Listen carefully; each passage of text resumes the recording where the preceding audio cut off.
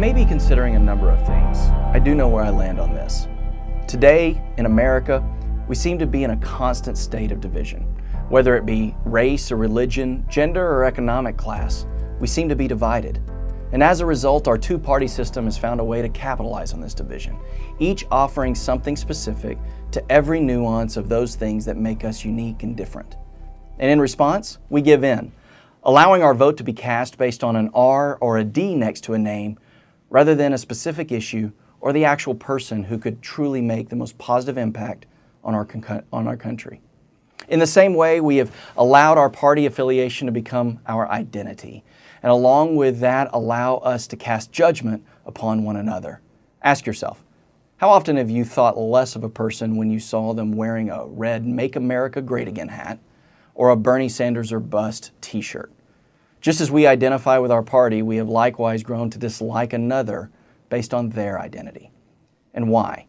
Why are we seeking personal identity from the color of our bumper sticker? Are we really that petty? We look at the division in our society and are so quick to blame the other guy for causing it.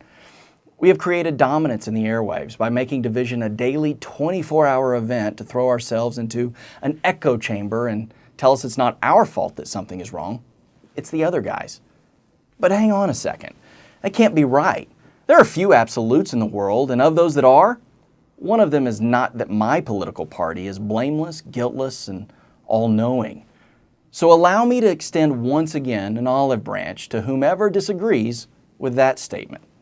Whether the size of the change we need and whatever it might be, we agree that change is necessary, right?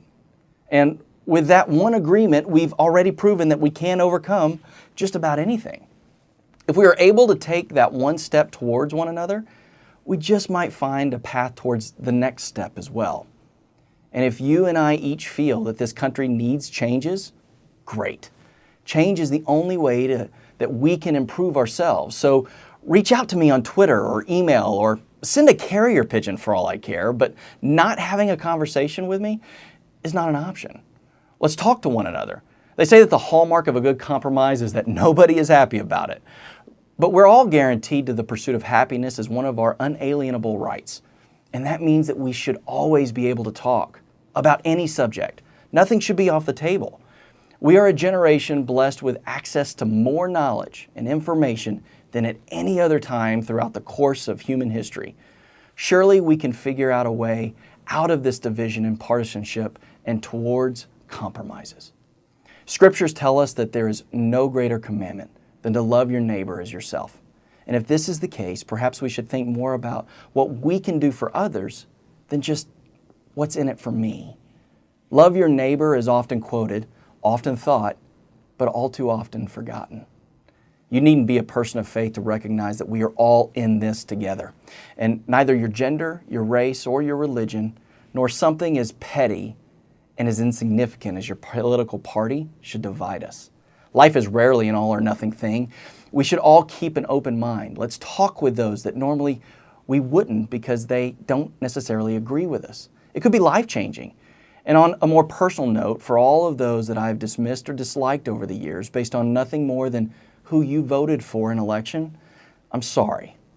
I'm working on this listening thing too, and I'd like to think I'm getting better at it all the time. Take these small steps with me. Love your neighbor. Listen with an open mind, and don't simply hate the person across the aisle from you just because of where they land on things. If we take these small steps together, we just might cover the majority of the distance between that which divides us. Finding myself somewhere in the middle, I'm Seth Denson.